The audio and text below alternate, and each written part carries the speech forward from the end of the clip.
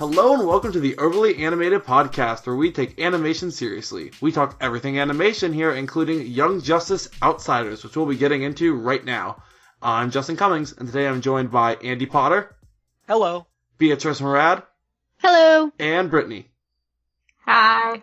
So today we are covering episodes 10 through 13 of Young Justice Outsiders, which technically I guess would make this the mid-season finale podcast, even though we're starting with only the 10th of 26 episodes. So we have 4 episodes to get through today. You can find everything about this podcast, including our other episodes on Young Justice at overlyanimated.com, or by searching Overly Animated on iTunes, your favorite podcatcher, or YouTube.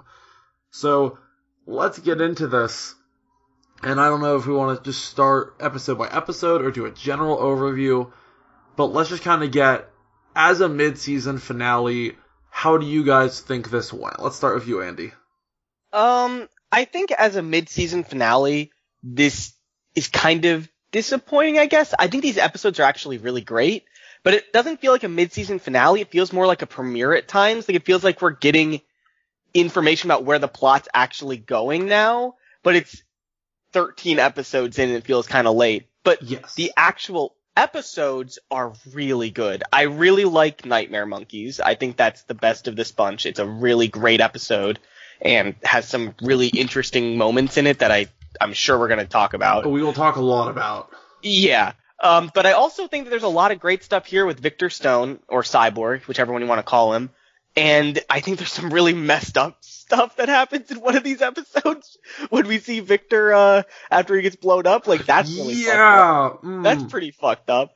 And then I think it's kind of funny, but I think True Heroes, the 13th episode, it's the most like an old Young Justice episode. It is. It's very old Young Justice. Yeah, but I also think it might be the weakest of these 4, which is surprising to me. Like, I think the other 3 do better by being a little bit different. And this one is, in episode 13 is just like, here's an old mission, which is still fun to watch. I really enjoy a lot of the banter that goes on. I enjoy the actual mission they're on. But I think it's just really straightforward and kind of, not boring, but it's just, I've seen this a lot from this show. And the only real twist that we get is Tara's twist at the end, which is, if you know Tara at all, you know something like this is going to happen. It's kind of disappointing to me that it is just Slade again. Deathstroke again, but it's not surprising that Tara is gonna betray them. I mean, yeah. What I found interesting is that when we see Deathstroke's phone at the end, and we'll come back to this later, when we see Deathstroke's phone at the end, it just says, I'm in, there's no contact name, making it super blatant. I mean, film technique says if we watch one shot of someone sending a text, and then the next shot is someone receiving a text, they were the ones sending and receiving the message. But technically we don't know 100% for sure. They could be setting up a swerve because they know how predictable the Terra stuff is. That would be interesting, but I also know that in past DC is really obsessed with like keeping with these old plot lines. Like they really like rehashing their plot lines. And I don't know why really. Like Marvel is a lot better at like having these old plot lines and taking them in interesting new directions, but DC just thinks that like for whatever reason they need to play these old plot lines kind of beat for beat again because fans like them.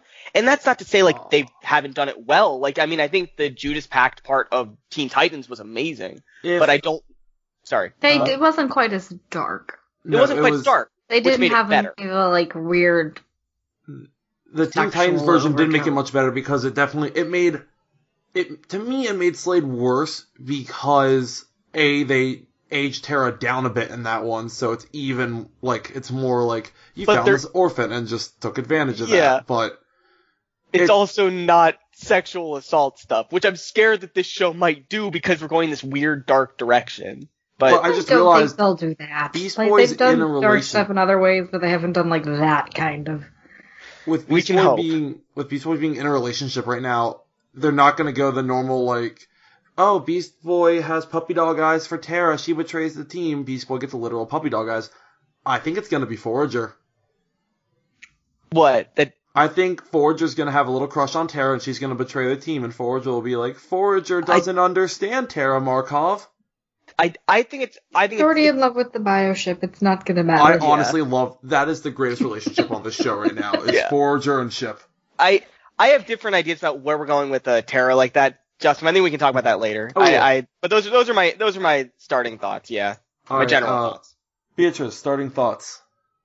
Again, like I agree with Andy in that as a finale, at least mid-season finale, it didn't seem like it didn't leave too big of an impression. But I really, again, echoing Andy's thoughts, I really enjoyed this run. This kind of reminded me of the these initial first three episodes that we got that kind of felt like this just big story, big movie, this big arc over those 3 episodes. This felt also much more interconnected and like as if there was an actual plot and things were moving forward. And it felt really nice and really smooth and I really enjoyed it. I disagree in terms of True Heroes being the one that felt most like an old Young Justice episode. I feel like Another Freak was the one that felt more like a Young Justice episode of past. I felt like that one was the one, seeing them going to school and seeing them being young. I felt like that was what it was. And I really enjoyed that episode. But yeah, I'm just very pleased. There's going to be a lot to talk about, but, yeah, I'm excited. I have thoughts about their decision to basically tell us the story of Victor Stone and of Tara again and again, but we'll get into that. And then, to me, the thing is, I feel like a lot of people know Cyborg, but not a lot of people know that part of Cyborg. I didn't know prior to this, like, the details. Like, I just knew that he exploded in his father's lap. Usually they, like, kind of glance over that part and, like, go to the part where he's, like, a muscly, like, machine man. Yeah. But here's the thing. I guess maybe it's because Justice League, the actual movie has been, like, the actual DCEU movie is still, like, fresh in my mind. And same with the Batman v Superman, like, that small clip of him. Like, I knew that was coming. Like, that's so still fresh in my mind that I'm like, okay, well, pop culturally, more people have seen the the Justice League movie than people have seen Young Justice. So I'm assuming that the people who've seen Justice League, there's much more, there's a bigger kind of overlap there, if that makes sense. Right. So I was like, I don't know, I don't think we needed this, but I mean, it's fine. What I thought was more interesting was, and they did it in a really weird roundabout way, but getting the Beast Boy Doom Patrol backstory, which I feel like, because the last season of Teen Titans got into the Doom Patrol a bit with Beast Boy, but not like this. Yeah, not like this. Yeah. Like a lot of people do not associate Beast Boy with Doom Patrol, and I think because we are getting a live action Doom Patrol very, very soon on DC Universe, stay tuned, kids. I think it was a really smart choice to introduce Doom Patrol. We'll talk about that scene. We'll talk about it. We will talk. But as someone who loves the Doom Patrol, I was so happy to see this. And yeah, because I feel like the Terra thing is really, I love Judas Contract. It's one of my favorite stories ever done. Marv Wolfman's a great writer, and it's where Nightwing was introduced. I love Cyborg as a character, but I've seen that story kind of play out a lot recently too, so I thought the whole Beast Boy Doom Patrol thing was at least something we haven't seen as much recently. Brittany, thoughts? It was really good. Like, I was kind of surprised that, what was it called? Nightmare Monkeys? Yeah, that one. Nightmare Monkey was as good as it was. Like, it was really dark and, like, tongue-in-cheek humor. I was like, where have you guys been? I forgot that you could write like this. It was really good. Like, I'm still, like, super impressed with, like, the whole episode. It was a really interesting run. These were all really interesting to kind of binge out. Yeah. Because... Yeah. They were definitely, like, my favorite of the league. And I'm sorry, Brit, for cutting you off. I just think that you brought up something really interesting, that these episodes are a lot funnier than the other ones of this season, They're so I think. funny. They're so funny. Or they finally had space to, like, put in comedy. They felt a lot slower and, like, they focused more on characters and less on, like, an abundance of plot. There was an abundance of plot, but no real plot direction to it. Yeah. But I also think there's a lot of momentum, but we're finally, like, going somewhere. Yeah. But I also think... Sorry, I keep cutting you off. Okay. One of the things that Greg Weisman likes to do with his writing is he likes to, like, build up, but he doesn't always go somewhere. Yeah. So... this was a really interesting set of episodes. It felt weird in that we were almost we were on episode 10 and we're starting to get an origin story, and I'm like, another one? Really? Origin story? With Cyborg. Yeah, and that's what makes me feel like this is like the beginning of a season. It's really strange. I have a theory. Do you think if we had gone from the first 3 episodes and jumped to these 4 episodes, would it have flowed? Like, maybe? I think so. Yeah. I think it would have flowed just fine. I think just fine. I think the other 6 episodes in this season can really be put almost anywhere. I mean, like, we'd be missing Forger's introduction as far as like what happened in the first 3 that didn't happen next, but honestly, we could have sped that up a bit. And also, like most Forger's introduction could have been like done earlier, and then like the rest of them done earlier. Like they even have done them in the same episode, like they did the boys. Yeah. And that would have worked out really well. And then like, all right, your team now, have a good time. Like, I still don't understand why we needed Lobo to come in. Like, I still don't get that. No offense, like, but I just still, I'm like, what was the point of this than just to buy time and fill space? Lobo was here, Beatriz, just so we could have that stupid credit shot of yes, of course. Of his finger, and then his finger rotting away in another one. Gotcha. That's all, Beatriz. That's all I do enjoy a severed finger. But still, to be honest though, that was a pretty funny credit shot. To be fair, that was pretty funny. I mean, I haven't been in a situation where there's been just like a spare thumb lying around, but you know. Yeah. So let's start at the beginning of this chunk with exceptional human beings, and immediately, are we focusing on Young Justice? No, we're focusing on Batman, Katana, and Metamorpho. Yeah. How do you guys feel about that? I am fine with that because I think Young Justice usually earns when it shows us people from the Justice League. Like I think this isn't earning. Like we've been with the younger group of heroes for a while now, and now we get to see Batman and Katana and Metamorpho. And we get to see the difference between Dick's team, and we now get to see how Batman operates. And there's a clear jump in quality of their team here. Like I think it's really well done to seeing them operate this episode. Right. I mean, I feel like had that been going on, juxtaposed with Dick and his team doing a mission, then I would agree with you.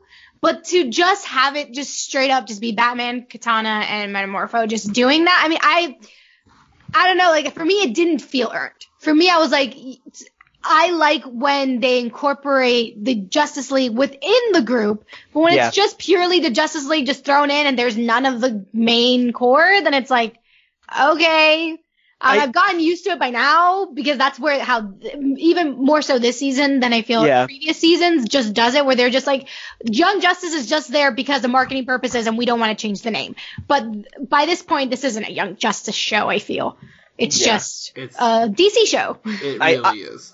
I think this works better, Beatrice, if you view this as like a direct sequel to Triptych. Like, this is like they were talking together in Triptych, and then they went on a mission because of what happened in Triptych. If like, only they had put Triptych right before instead of Home Fires. Home Fires, honestly, is going to be, I think, viewed as the worst episode of this entire season, even with the next 13. Like, it just has no purpose. It just kind of slows things down for no reason, honestly. I like the episode on its own. I don't like it as part of this kind of... If it was more of an episodic show, it'd be fine, but it's not. Yeah. And it throws the pace way off. Yeah. What is really interesting is, traditionally in the comics, Katana and Metamorpho are both part of the Outsiders. And so... Yeah, that's their team. And so...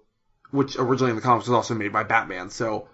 I'm wondering, is Batman, like, grooming them for Dick's team? Like, I'm very curious, because on the original season poster we got way back at Comic-Con, it was like, yeah, we had people we knew, but then, like, right in the middle was Geoforce, Forager, Halo, Katana, and Metamorpho. Oh, were they in that poster together? Yes, I mean, we also have, Harper Row, who is one of Batman's, like, accomplices. Yes, that is Bluebird, which happy to see her, like, all the Bat family. But, you know, it seems at this point she is not part of the Bat family yet, but... Well, we see her in Another Freak, don't we? We see her in... Yeah, she's Another Freak. And she doesn't appear to have superpower, or not, she doesn't appear to be a superhero yet. Give her, like, 2 more appearances. Yeah. No, she'll become Bluebird without them telling us it's the same character until we look at the credits. Yeah. And they've done that. They've done that before, though. They've done that, like, in season 1 or 2. Pirouette. Like, yeah. Yeah, we've seen it before. And Stephanie Brown.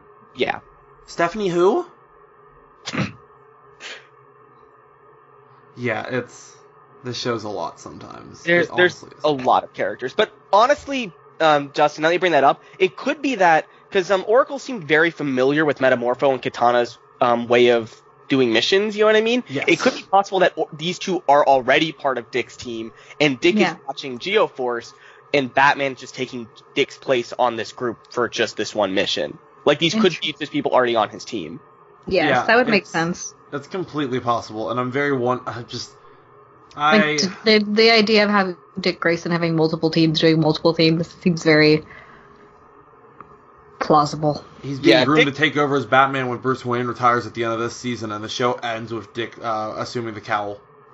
Or is Batman already dead and we're just being lied to? Yeah. That doesn't make any sense, but no. But it's this show, so. But I don't think we touched on it, but I do really like Katana and Metamorpho here. Like, just besides just the fact that they're like they're not the Young Justice team. I do like watching them operate. I really like their abilities and watching them fight and watching them work together. Specifically, Metamorpho is used really well during this whole episode. Yeah, the actions, just sequences, just them being very covert, like the way they just grab onto his limbs. Instead, I was expecting him to just become a trampoline or something, and they're like, no, we just grabbed his limbs and just like slow the descent. Like, it was just very smart the way they choreographed everything. Yeah. So I like what I saw. It's just like if Dick is gonna be if Dick is already like grooming them and everything, I would have preferred, an actual scene or something giving us a hint of it, or starting, not just the random like surprise. It was already like in the works, do that instead of giving us other stuff like Lobo. You're never gonna get over Lobo. I just don't like him, and I don't get the hype. I know. I don't get the hype either. I don't either. I get why there's hype. I get it. I don't buy into it. Yeah. Like, I understand why some people get very excited about Lobo. I'm not one of those people. The last time I was excited about Lobo was when they added him to Injustice, the video game, just because I wanted another fighting game character. Like, that was the last time I actually cared about Lobo, and that was for reasons beside him being Lobo. So, this episode kind of leads right into 11 with the whole Victor Stone arc. And Cyborg becoming Cyborg, basically. So do we want to... Yes. Before we move on to 11, just really quick, I want to touch on that I think that the weakest part of 10 is the stuff where we get the exposition dump with Deathstroke arriving on the island. I think that's pretty weak. And we see, like, this Cassandra Savage there, and it's just like, it just feels really, like, shoehorned in. Like, they've been doing a lot of things that feel like, oh, we're just going to show you a bunch of DC characters because we're on DC Online. We want to show you people, or DC Universe want to show you. I want to point out this show has 3 different Cassandras running around right now. Yes, and it's very frustrating because Wonder Girl is Cassandra, not Donna. In the 80s, it was a very popular white lady name. It's just to be expected. Was Cassandra Cain invented in the 80s? No, I thought she was. No, I don't think she was. I think only that version of Wonder Girl would be that era, and then maybe Cassandra. I feel like Cassandra Cain is like 2004. First appeared in 1999. I thought she was much older. Hold on, let's look. Batgirl, Cassandra Cain. It's 1999. Also, first Batgirl to get her own Batgirl I was thinking, book. Dang, I thought she was much older than that. Well, clearly I don't know how time works. I will say the saving grace for that scene, the only thing worth remembering from that is that Cassandra Savage does say that who was it? Were they talking about, like, Tara? I'm not sure. Yes, they were. Well, she was saying, like, oh, I liked her. And I'm like, did you? Tara's a child. Oh, I don't know how old she is in this. Like, is she a child in this? Because I believe everyone's saying, is she 15 or something? I don't know how old she is in this. She's a teenager at least. I don't know how old, though. That's a great question. None of you how old from is Cassandra? How old is Cassandra? Do we know how old she is? That is also a good point. We don't know how old Cassandra is. Like, maybe she's her contemporary. Maybe they're both 15, and we just don't know. How old is anyone? And before we move on from Cassandra, Brit, it turns out that all these Cassandras were created in at least 96. I just thought they were from the 80s. None of them Clearly, are from the 80s. I don't know anything. So they all just... That's just really weird then. 96, 99, and 2005. Cassandra Savage from 2005. Okay, but Grant... They were all, like... In Brit's defense, like, a lot of them don't really, like, commingle with each other. I think maybe... Yeah, I don't think a lot of them... Like, they've not interacted on screen. Yeah, so they run in different circles, so it's okay for there to be like multiple Cassandras. Like, why? Like, we can make the difference. They're like very different characters. At least they didn't pull like a Game of Thrones where they just changed a couple of characters' names who were similar. That was really exactly. That show does that. Yeah, there is. Oh, that's not good. Greyjoy lady and. And also, Justin, sorry for keeping us from moving on. Just one last thing. No, it's okay. I think that this episode has Asha Greyjoy. Her name is something different in the books. I don't remember what it was, but it's something different. Oh, I don't know Game of Thrones well enough. But I think this episode has the best fight scenes of this season so far. I think this is the best. Yeah.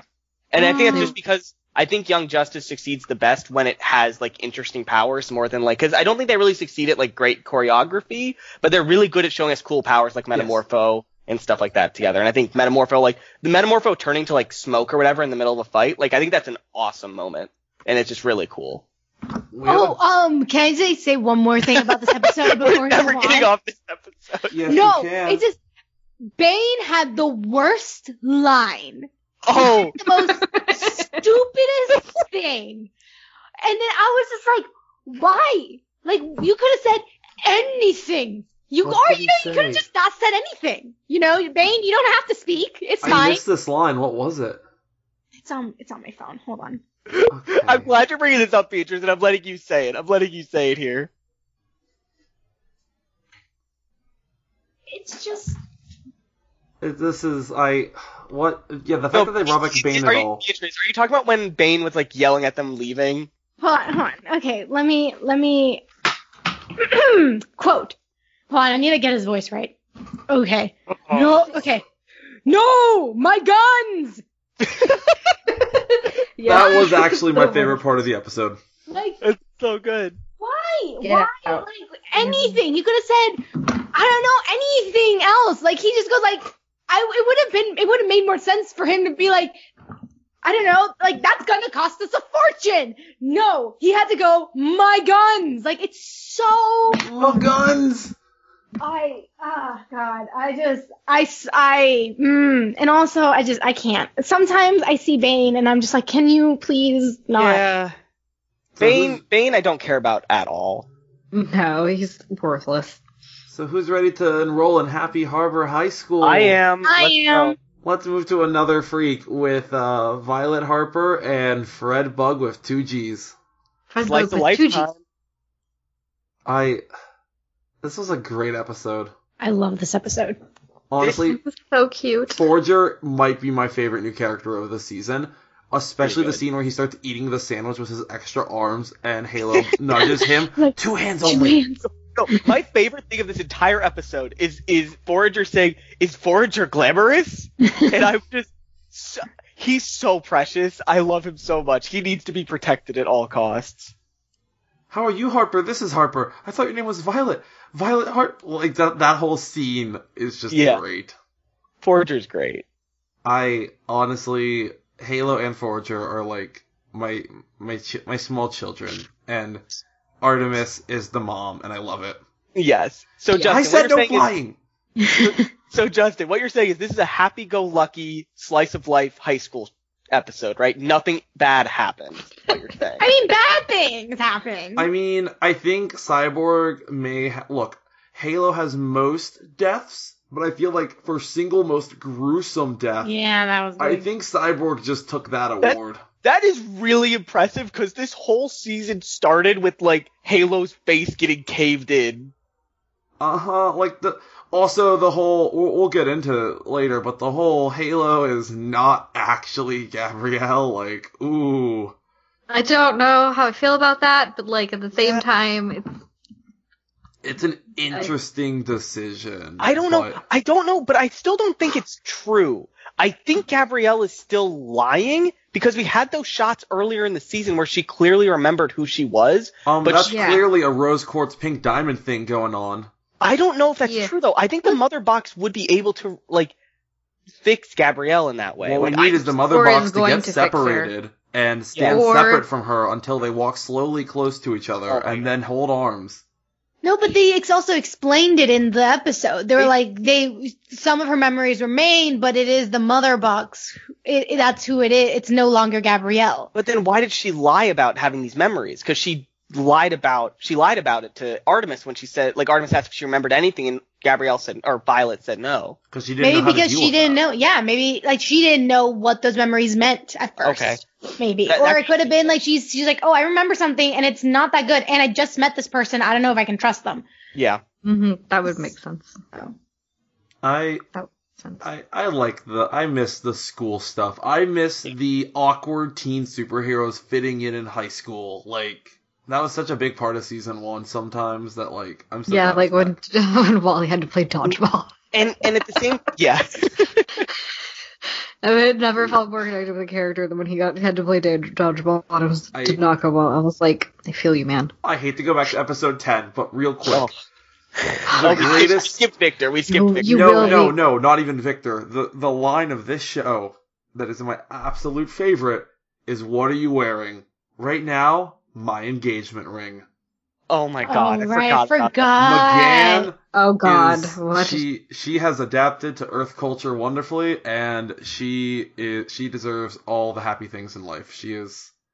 That was the smoothest line I have ever heard. Oh my god. And Superboy has really gotten a lot better with his strength because he did not like break anything when he was jumping over to the door. Like he literally jumped. Okay, I did not know where that statement was going. Okay. I was not going to say, okay? Jeez. I was just saying that you went really fast and didn't break anything in his house. My girlfriend saw the episode like 3 days before I did, and I just get a text in all caps, Superboy gonna get some, oh dear god, yes, McGann. And I'm like, well, something happened. I mean... Yeah. Yes. Yeah. I'm sorry, I could not let that pass. That was such a great moment. So Violet can open boom tubes. Yeah, because so convenient. It's because she's a mother box. I'm sure that's going to be an important part of whatever we do next half of the season, that she can do boom tubes. Yeah, like I have a feeling that the outsiders are going to go to Apocalypse for some reason, either stupid or smart. They're going to go there, and they're an accident to go visit Forager's hive. Yeah. Like, we have a great... Foragers are a reason to go back to Apocalypse. But isn't Forager from... New Genesis? Yeah. Close enough. They orbit the same star. The point is they're going to leave Earth via Violet. They're going to the fourth world area. It's fine. Yeah. Like, the point is, Foragers are a reason to go. Violet's our way of getting there. Victor is our problem once we get there. Like... Guys, I have a serious thing to ask. Okay. Do you think they're going to make a love triangle between Victor, Halo, and Angry Prince Boy? Oh my god, I was just thinking that. That was like my next point. I was like, I hope they do. Because me and Allie were watching. Wait, Beatriz.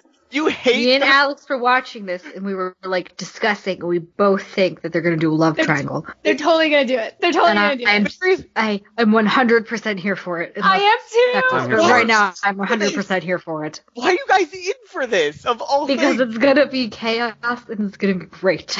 Because Cyborg deserves love. I can't think of it. Wait. No, he gets Bumblebee. Where's Bumblebee? People just having feelings, and I don't know. It's just going to be like... ridiculous. I hate the Brian-Violet relationship. I don't think adding another person to this mix like no, but that's why it's so great. Because then she won't pick the prince. She'll go with Victor. That's why it's so great. 100% go with Victor because the prince is stupid. Why can't she go with Artemis again? Wait, or I die. I still think he might die. Like, I kind of think he might get killed off. Geoforce? I think he might die. He's got, like, total, like, arc of, like, self-sacrifice bullshit happening. And his hair is kind of reddish, and I feel like it's the redheads who get killed. Yeah. Brion's gonna turn to stone a la Terra in Teen Titans, and Violet's gonna be like, I don't want you to go, and Brion's gonna be like, I'll be back one day. You just have to be patient, and turns to stone. I hate you. But I just want to be clear here. Not fucking ever go there. That's cruel and mean and unnecessary. Like them showing us Fever Tides in episode 12 all over again. I've been trying to make this joke for 5 minutes, and I'm going to say it, okay, fine, make the joke. I just want to be clear that Brit and Beatriz, you only want a love triangle because you hate Brian and you want to Brion! I mean, Brion! You're not wrong, and I'm not. So. Yeah. I mean, I don't hate him. I actually quite like him, but I like him in the same way I like Mako, where he's just a dunce. He's just a dork sometimes, but also he has some problematic stuff, like where I just don't like him. I like him in the way that I like The Bachelor. I like to see him be crazy on TV, and I want to complain about it the whole time. I need Mako. Compliment, Brit. I need Mako, Brion, and Fred from Scooby-Doo as my dunce boy army. I mean, if you think about it, Mako and Brion kind of have a similar look to them. Like, they have the same haircut. They've got the eyebrows. Crazy eyebrows. You know, they've got that look. So I agree with this kind of like, they're similar. And, they're real basic bitches. And I'm just saying, like, look what a love triangle did. We got so much more out of a love triangle. Like, sure, they both are going to end up being sad, but we get such a better couple in the end. You know what I mean? So it's like, I'm for this love triangle, is all I'm saying. Okay. From the spirit, no. Forgot what podcast we're on. Overly the podcast I listened to as a kid? What? The one I grew up listening to? Yeah, Justin listened to you while he grew up, Brit. Just think about it. Middle and high school, I listened to you. No one should ever listen to me as a child. God. To be fair, I also heard Dylan, so I mean. But you forget I started out on this podcast because I was a Dylan fangirl at 12. Oh, God. Let's just continue. If you ever go back, and you go back and listen to the 100th episodes of the From the Spirit World podcast, they read all my fan mail from, like, the original Avatar series, and then I decided I was going to be friends with all of them. It was on the Korra series, and I just, like, melt into embarrassment. Literally how I got on this podcast. Why? That's how we all got in the podcast. What are we even talking about right now? Are we still talking about Young Justice? Yes, we're talking about an absurd amount of characters. Like, in a B-plot. Don't interrupt our B-plot. Who has more characters, Young Justice or this podcast? Oh my god. Ooh. I mean, that's a very tough question. I mean, there was like Misha who was on one episode. I mean, like, I can talk about this for forever. All right. Well, I want to be Beast Boy. Okay, let's move. You can be Beast Boy. Okay. Tag yourself. Which character? Go. Andy, tag yourself. What? I have to tag myself as one of the heroes? Yeah, what character are you? This is Tumblr. I'm Superboy, sure. Okay. Beatriz? I'm thinking. Go jump someone else. Hold on. You're Batwoman. No. No, she has red hair. So move on for a second. I need time to think.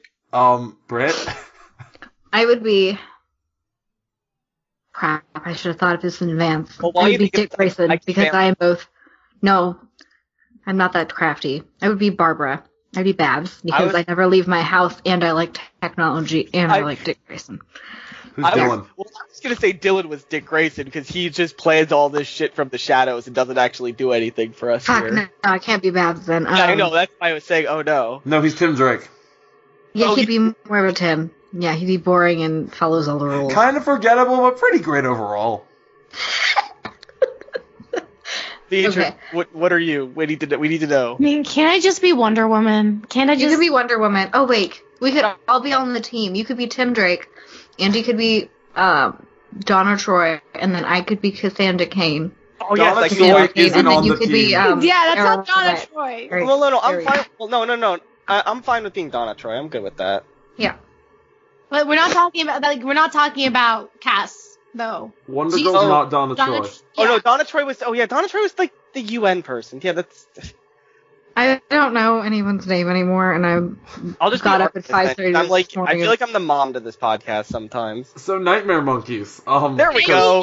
We need to move on. Can we just start by talking about Doom Patrol Go? Can we just start there, sure. please? It is the best. I think it's the most notable part of this episode. Yeah.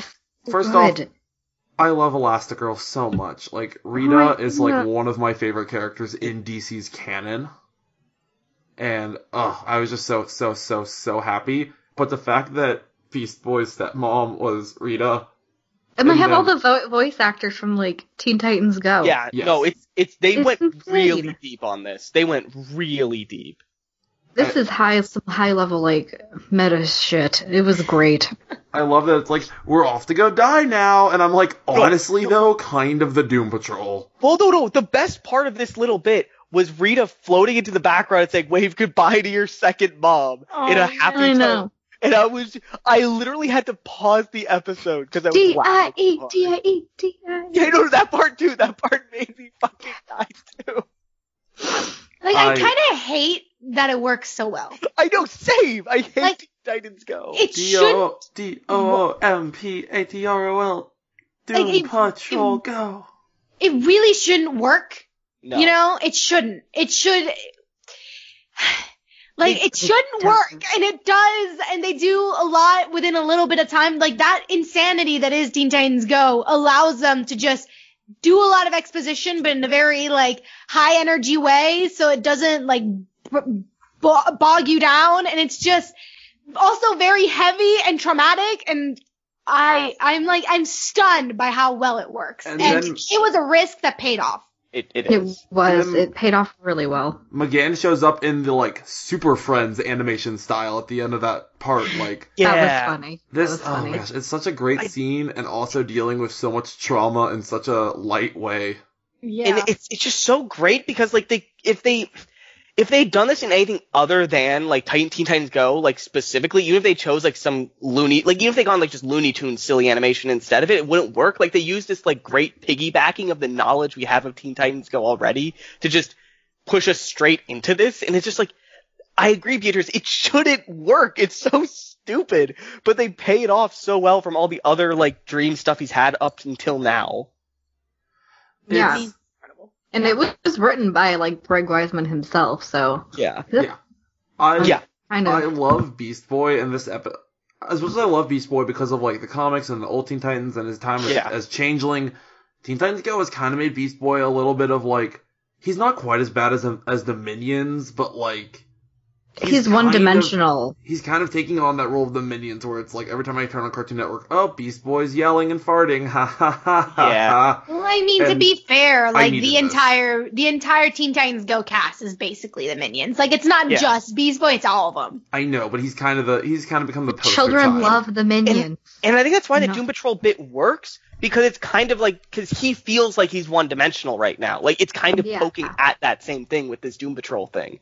Like, it's really meta, but it's also really specific to the character he is in Young Justice. It's really smart. Because he's on TV, and he's being, like, exploited for money. And It's so deep and meta and weird, but it also works so well. I can't believe they pulled this off so well. It's been literally decades, and I'm still not over the Doom Patrol death, and the fact that Rita's the only one who's never come back from it. Like, oh my god. That was... Is Rita like Ben from Spider-Man then? Uncle Ben? Like, she just, no matter what, she doesn't come back? Like, she's, honestly, if you want to see, like, one of the first really strong, well-written women in comics, like, that's not taking any crap from anyone and is holding her own with the guys, Rita Parr. Like, there's a reason that the Incredibles named Elastigirl after her, because... Yeah. Brad Bird, idolized Doom Patrol. Mm. And so, yeah, that's why she'll be named Elasti-Woman in the live-action show, because, the second Incredibles came out. Yeah. But it's such a good, and that's also where the last name Parr comes from. Yeah. Yeah, like, Elastigirl and Doom Patrol is actually super influential, but... I mean, Do you guys who know more about it, do you want to talk about, like, the Doom Patrol? Because they're definitely going with the tone that this has already happened to him, and he's, all these people have already died from him. The important thing with Doom Patrol is just that it's, I don't know, I think you know more about it, Justin, than I do, but what I know as someone who just knows it, from the sidelines, is that it's just a team that Beast Boy joined, and he was a part of, and they treated him very much like a kid. But he felt like he was a member, and it was a lot of that kind of dynamic with it.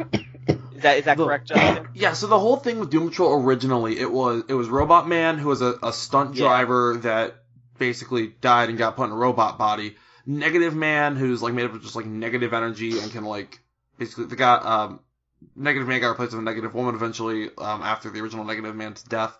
So the one we saw in the episode is Negative Woman. The Chief, Niles Calder, the guy in the wheelchair, and then, Rita Parr. Sorry, Helen is Incredibles. Rita Parr, who is, she was an actress, basically, now can grow gigantic. And basically they're a bunch of freaks, who live together to shelter from society, and they're like, you know what? We may be really weird even by superhero standards. We're weird people, but you know what? We do good things, and famously, they all die. One of their villains basically has them pinned down, and the villain's either I'm either going to kill the 4 of you, or I'm going to kill this small fishing village of 11 people. Yeah. And they decide to sacrifice themselves to save just those 11, in the grand scheme of the world, nobodies. And which is why it's honestly one of the most heartbreaking deaths in the DC universe. They just die for nothing. I remember that part of it, Justin. And nothing. They died for those 11 people. Sorry, but in a comic scale where universes hang in the balance, it was such a sobering moment of by nothing I mean that nobody really remembers for it except for Beast Boy. Beast Boy essentially holds all the memories for the Doom Patrol by himself. Because no one cares about them, right, Justin?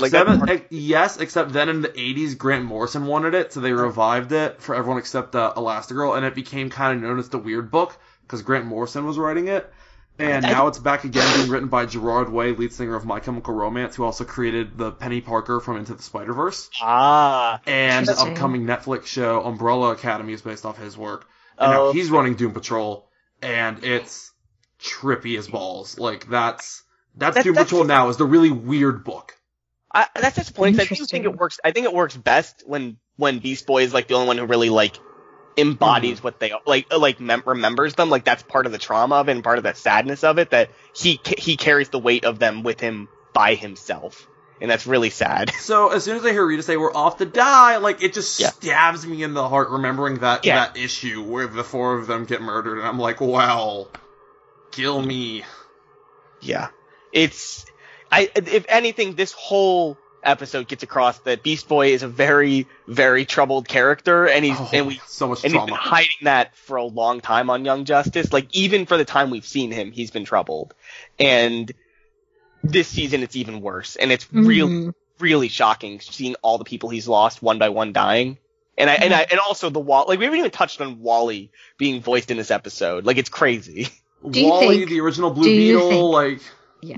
Okay, keep going. No, I can't remember the other people to list off. Yeah, there was an Aqua Girl. The Aqua Girl, she dies. I always forget that she dies. And then what's-his-face becomes an evil dude. Yeah. And then there is also his mom, obviously, in the Doom Patrol. I think that's all the people that die in his life. Yeah. Yeah, that's a lot of people. For someone as young as he is, yeah, it's crazy. He's dealing with it so well, honestly. Yeah. I would be a mess. And I'd be a mess at less. I really like the way they go at it, in that they talk about how he didn't make the best decision, but the show also acknowledges that he was a kid and couldn't make the best decision because he shouldn't have to in this situation. I really like that they touched on that. A lot of shows talk about how a young character makes a mistake like this, but then also puts the onus on them for fixing it. But he's a kid. He shouldn't have to fix this. Yeah. 14. Now he's older, but still. He's not that old. And I love that Megan comes in and helps him, even though she hasn't seen him for the show is kind of telling us has been years. And Megan's like, I still love him. He's still my brother, or or my adopted brother. And I love that about Megan. Like, she is so loving and caring, and she's family to him. And it's so good, this ending. I really love it. And we finally we actually get to see his girlfriend do something, like, not just there, Queen Perdita actually being, like, a character, and she's, like, actually kind of interesting. Like, I love their little relationship with, like, Your Majesty, say that again, and it's off with your head. Like, they're adorable. Yeah. I will say, what I love most, though, about this is that when McGann shows up, he's already fine. Like, he's worked it out himself. Mm-hmm. So she's kind of like, I'm here, but you already took care of everything. So let's just go, let's, like, leave. Let's go back. So, again, just another really just great episode. And it's just great how we get his trauma, but we also get him dealing with it, like, facing it. And it's a healthy way of dealing with trauma. Yeah, it's so good. And I also like that, like, even though Megan didn't help him, I think just the fact that she was there did help him at that last moment. Like, she was the turning point, but she didn't do anything. Like, it was just, the monkey just said, hey, someone's here for you. And then he realized that there was, and that was all he needed to finish that not getting past it, but this next step in the process of healing. And I really like that. Yeah. Yeah, this was a really solid episode, honestly. I just can't believe they did a Teen Titans Go parody. I just can't. It was beautiful. About Doom Patrol. About Doom Patrol, which is yeah. As someone who grew up, because I grew up loving Doom Patrol because of Teen Titans. Like, Teen Titans is what taught me about Doom Patrol. Season 5, when they bring up the whole Beast Boy, used to be part of another group called the Doom Patrol. That's where I learned what that team was. And then I looked into it, and I'm like, oh my gosh, these guys are amazing. Why aren't we doing stuff with them? And now, of course, we are, but... Yeah. But I also think what we haven't touched on is this episode still, with all this great stuff we're talking about, also pushes the plot forward. Like, it's crazy. Like, it pushes the plot forward more than I think most of the episodes this season, and it does so while also giving this amazing character piece at the same time. Like, this is what I wanted from Young Justice Season 3, like, the whole time. Mm-hmm. Mm-hmm. It was so good. It was very focused. Wow, you know what's interesting? Greg Weisman has written 3 episodes this season. He's written Prince's All, which is the premiere. He wrote this episode, and he wrote Home Fires. Those are things you wrote, Greg? Look, I will say that the B plot of Home Fires, I enjoyed. There are certain things about that episode that really, really work. I mean, there's the Lobo stuff that we're just going to ignore. But there are just things that really work in it. The problem is that it just doesn't fit chronologically with everything else that they're doing. Yeah. Like, they could have, I don't know, they could have just, it's an ordering problem. I guess. Yeah. The pacing of that part is weird. I have a theory, though. Do you think... Let's put our crazy hats on for a minute. Or conspiracy hats. My hat is on. It's always on. Okay. It's always on. Do you think, because they have to, like, I guess legally, they have to credit the voice actors. Yeah. And they'll know, as fans, that people will know if certain voice actors are signed on. Like, they can't really keep it a secret. Well, Hold on, okay, go ahead. Sorry. So if we see that certain people have signed on for episodes, and then they're in, like, Nightmare Monkeys as a monkey for a little bit, and then the character, shows up, do you think that means they're going to be in, like, another episode? They don't have to, but it's a good way to hide the fact that character is coming back. Like, if they just, like, we signed him on for this, like, it's... I see what you're saying, Brit. Like, it could easily be a smokescreen from that perspective. But I also think we're gonna see him. Like, even if we hadn't had this episode, I think it would be crazy if we didn't touch on the fact that multiple Flashes have disappeared into the Speed Force and come back. Yes. Like, so many. Yeah, it's if he doesn't resurrect somehow this season, I will be shocked. I will be so sad. So I went to look at the list of episodes. Also, they re-showed us him dying, so I feel like that's important. They've been banging that. Sorry. His, like, mental headspace, but he's replaying memories like they're on television, which is... Fascinating. It's too... Nah, it's not. I don't want to go there. Justin. That's too, like, crazy. We'll just skip over it and continue. I looked at the list of episode titles. It spells out, and if you know anything about Darkseid, this will make sense where we're going with it. Justin, this is old news. We knew this as soon as they announced all the episodes. I never saw the thing. We haven't talked about it. Prepare the anti-life equation. Which is a Darkseid reference. Like that. Be it Brit, this is essentially the Infinity Stones of DC. These are, like, the anti-life equation is essentially just Darkseid wants to control the entire universe with this one. Essentially, there's a math equation. There's an equation of math, just like how the mother boxes and the father boxes work by using math to be, like, super powerful. There's an equation somewhere that can let him control, like, life and stuff like that. And control people and bend them to his will. That sounds convenient. Yes. Let's knock out this last one because we're quickly approaching an hour. Let's knock out this last one. True Heroes. I want to start with the B plot because I want to start with Violet getting her hair brushed because I think this is one of the more interesting moments of the entire season. Yes. I mean, most hijabi people don't wear their head wraps inside, so I think it's fine. Except they should have had him leave. Well, no. She wore it inside because there's men all around mostly. That's how I read it. But what's interesting to me is... Her hair is so pretty. Oh, her hair's beautiful. What's interesting to me is she's not Gabrielle. No. Mm-hmm.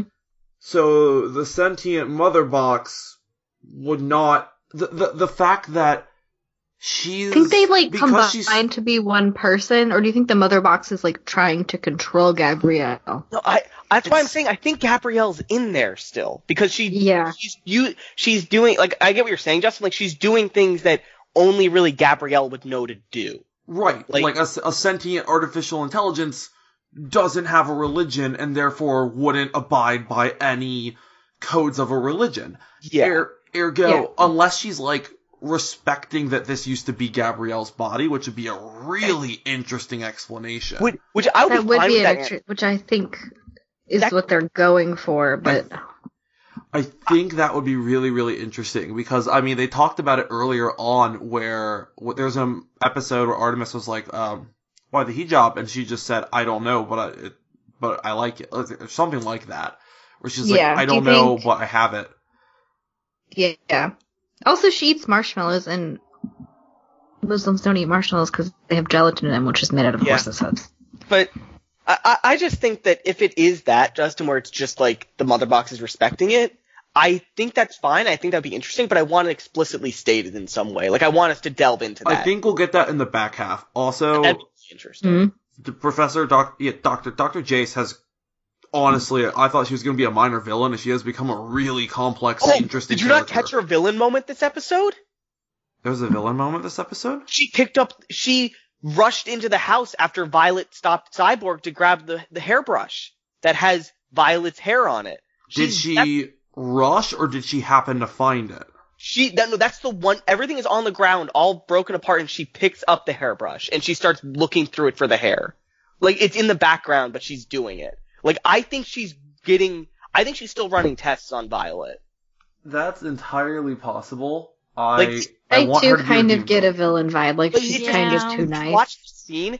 The shot, like, moves from her to the rest of the team. Like, it wants us to see her pick up the comb, look at the comb, and then it goes to the rest of the team talking about what Violet did while they were gone. Like, it wants us to see her doing that. And it does feel kind of strange that the whole house is broken and the doctor goes straight for the one thing that has Violet's hair in it. Like, it's very interesting.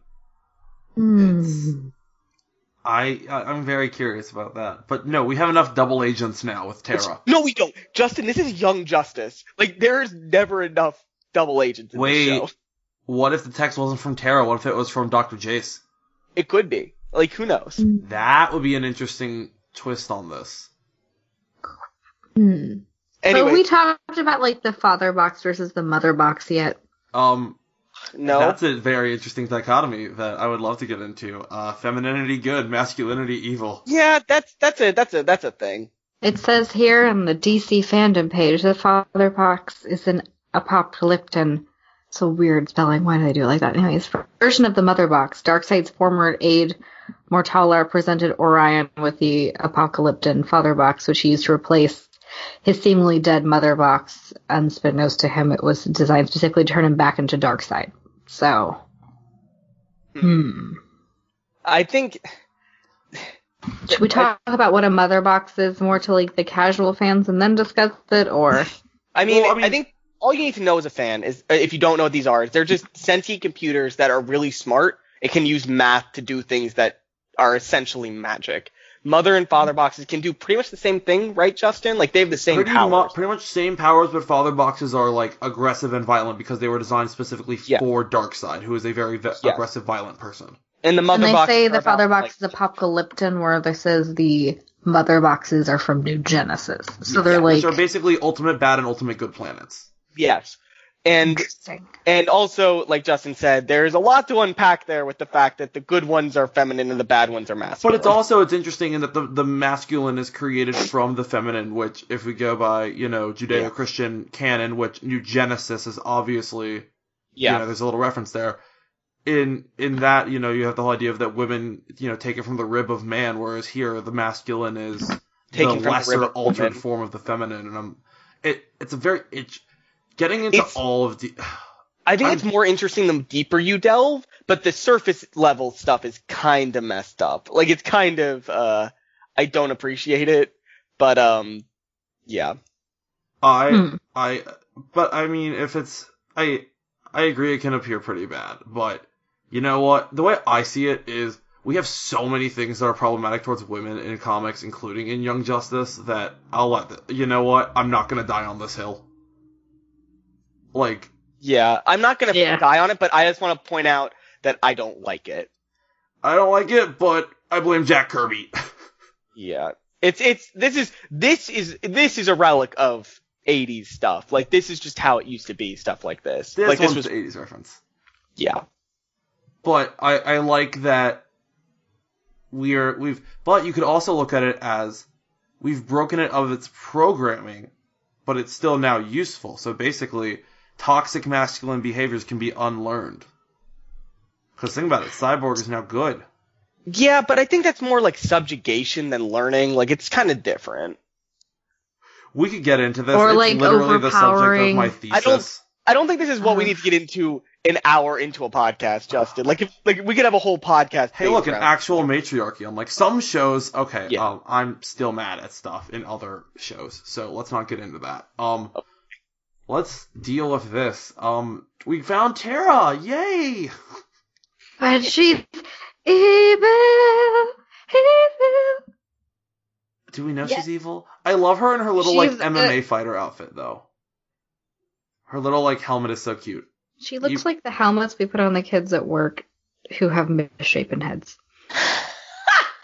I mean, it also looks like a sparring helmet, but, jeez. Did Tara lose her spar on purpose? Yes.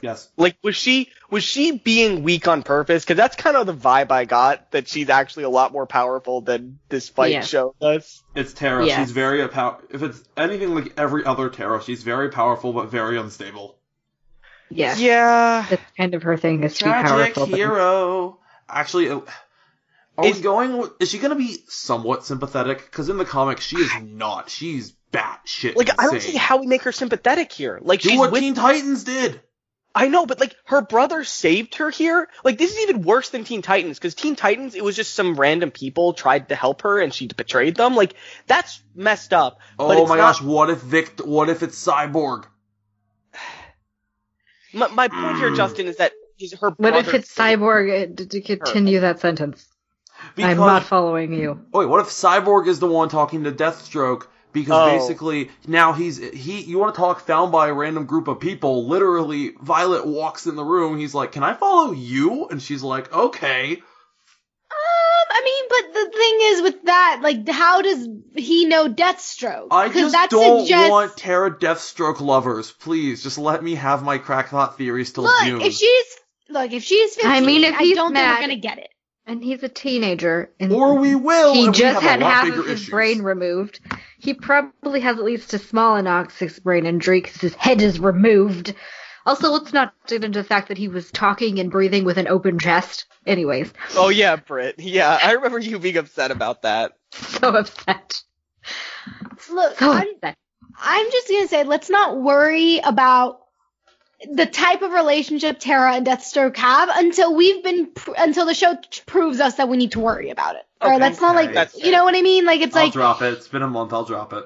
I think the thing that I'm worried about more is just rehashing old plots. Like, I just want something new here with Tara, and it doesn't look like we're getting something new. Maybe and we'll get it might Has not she ever been played as like just a straight, like she's just a villain and she's having a great time? Not really. Kind of the Judas They might Contract be doing comic. that. If you only look at the Judas Contract comic without looking at the subtext of, like, why is she like this? Probably because if you look at it purely from what's written on the page, yes, she's pure evil and loving it. If you look at the fact that probably years of abuse and, like, basically being neglected, like, disowned and kidnapped and, like, all kinds of crazy shit, you know, it becomes a lot more apparent she's a victim here. But if you just take it at the written word, no, she's freaking insane and loves it. Like, okay. I think this will work if we get a backstory episode where we see that she's been abused and tortured. That said, I don't want an episode where we see Tara abused and tortured. You know what I mean? Not wrong. Like that's the problem. This works if we get something like that, and I don't want to see I that. don't think we will because we haven't gotten that like sort of vibe from her older brother who probably would have been subjugated. No. I mean, like she was kidnapped for multiple years. There could be Years multiple before years. Geoforce went. Before this season Okay, so started. before this. It could be So she had like a years of- happy childhood or like just a regular one-ish.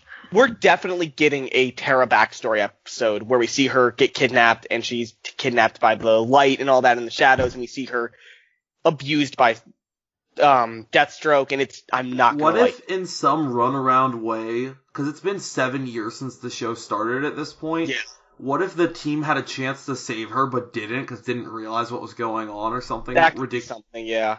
That it would be make a lot of ridiculous, sense. but it would give good reason why she wants to betray them. So Justin, based on the episode titles alone, which one's the Tara backstory episode? We have 13 episode titles. Illusion of Control. Oh, Early warning. I was thinking Leverage. I'm thinking Leverage is I think it might be Leverage. That sounds good because Illusion of Control seems like a McGann episode. Or maybe Influence, since, you know, Deathstroke might have influence over her. Or First Impression. Possible. Yeah. Oh, yeah.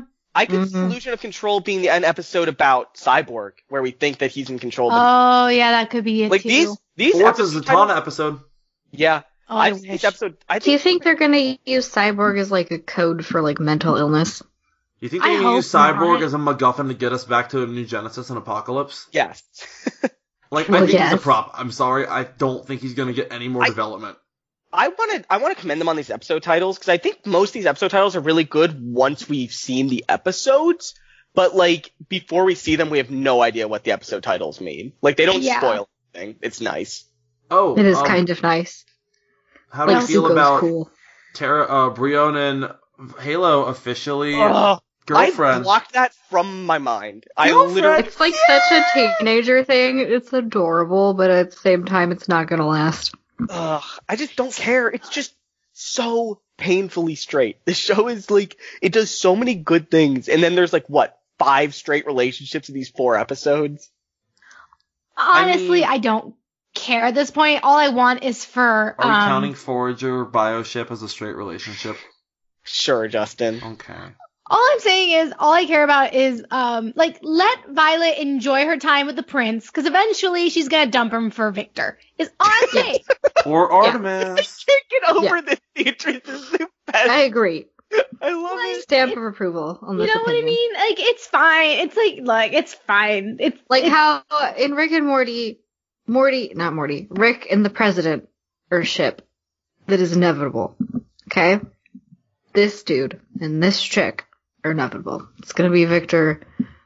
Did they get together in the comics? Actually, I don't care. I don't they know get if they've ever met comics. in the comics. This Halo is I mean, so they different. completely remade Halo from like a blonde lady who's kind of boring. I don't want to say she's kind of boring. That's rude. But She's this, blonde. I think you could say this Halo is much more interesting, just by the... She is very interesting. Yeah. And she's having a great time. And there's a Muslim girl on the team. I think oh my god! Theory. You know how, okay, Brit, you know how you said that Brion was gonna die? Yeah. So, okay, so excited. Here is how he's gonna die. Oh my god, Beatriz, you're so okay, in the beginning, we got so much of, like, Halo dying and then that making him feel bad. Well, now we're gonna flip it. He's gonna die and make Halo feel bad, but the great thing is he's not coming back. Oh, I want to go back in time. Self-sacrificing bullshit for his country and like his or brother. Something like that. Yeah. You know, that's it. Like, I'm telling you, he's got like hero debacle written all over him. Or he's gonna go back, or he's gonna do something stupid. I want to go back. He's just gonna do something stupid because he's like. He's got like a beating heart. Okay. I want to hear Beatriz try to kill off Mako in every podcast. All right. Okay, hold on. No. Next podcast, you can tell us, Beatriz. If you want to hear Beatriz's Mako death fanfics, please go to Discord. That was a maniacal laugh. Who, for me? Yeah. That was from him. Beatriz. I didn't laugh. That wasn't my laugh. Just letting y'all know. Justin, that was me. Okay. Jeez. Okay, but like, so we're probably gonna have at least one more death. Okay. Yeah. So who do you think it's gonna be? Like aside from Brion? Aside from Brion. I think Brion because bad idea. No. It's gonna be Brion twice. Brion's gonna die. Ooh, could it be Supergun and Morgan? Because they're both kind of like they're heading up the love equation. People don't get to be happy in Young Justice. Yeah. It also could be. Nah. Artemis dies. The episode Wally comes back. Nope. Take that back. Shut your mouth. Take that back. No. Wash your mouth with soap. How dare you? I lived through Young Avengers: The Children's Crusade, where Ant-Man comes back to life, and Cassie is so freaking happy, only to then die that same issue. Oh, man, why'd you have to remind me of that? Oh. Because we don't have enough Cassies to keep straight? Oh, man. We should have she's different. Oh, I miss her. She's still not back. You'd think they'd bring her back. No, she's a woman. Women don't come back from the dead in comics, only the guys. Fair. Yep. That is fair. I shipped her with Hawkeye, but not Kate Bishop? Plain, yeah. Kate Bishop, yeah. Major ship. Anyway. Didn't Mary Jane come back from the death once? Probably. Maybe. I mean, Gwen Stacy did. Oh yeah. Yeah, but I mean, she isn't like she did, but like she's not she's not the same Gwen Stacy as the one who died, though, right? No. Well, Spider-Gwen is not. She's from a different reality. That's what I mean. Yes. If they've brought Gwen back in any other comics, I don't know. But Spider-Gwen is from a world where Peter Parker died trying to become like Spider-Woman. Right, that's why. Like, she technically didn't come back in the way that typical superheroes, like Wolverine, comes back every other time. Well, to be fair, he only finally died a few years ago, which is an amazing book. But we are so off topic, so let's... This is not the first time, Justin. I know. You guys don't even know about going off topic until Dylan and Mel have been arguing for 45 minutes, and me, Sam, and Allie are all on Tumblr. Believe me. Wait, what podcast was this? From the Spirit World. Oh my god. Justin, the OG. Justin, you listened to From the Spirit World. That was like every other podcast. You're right. This is glorious. When Dylan and Mel would get into those, that's when I would flip to like Comic Geek Speak or something. Like, I'm sorry. You guys were always in my iTunes feed. It was wonderful. It has such a special place in my heart. Okay, it's been a long time, so we're gonna go ahead and we're gonna bounce. I think we talked about at the beginning kind of how we feel about this as a mid-season finale. We'll be back in June. Yeah. So you can find all the info on this podcast at overlyanimated.com. Join us on Discord to hear Beatriz hate on Mako and Brion and get all stabby with it. Text chat about animation at overlyanimated.com/Discord. Support us via Patreon at patreon.com/overlyanimated. Thanks to all our current patrons, especially our patron of the podcast, Katrin, aka Patron Katrin. Woo. And thanks as always, to our Patreon executive producers, John, Ryan, Steve, Alex, and Hugh. Coming up, we have no more Young Justice for a few months, but we have some Steven Universe feedback coming up pretty soon for Change Your Mind. What? We also have Genlock coverage coming up. Yeah. Genlock actually happened. It did, and surprised. It was not a horrible show. It's a great show. It's not a horrible show, and that is disappointing in some ways, but great in others. I'm excited. So on to hear like a all about scale it. of 1 to 10 for the listeners of the watchers of Young Justice and the listeners of this podcast, should they or would they enjoy Genlock? Yes. They probably enjoy Genlock because it's a really good show. I'm standing by this.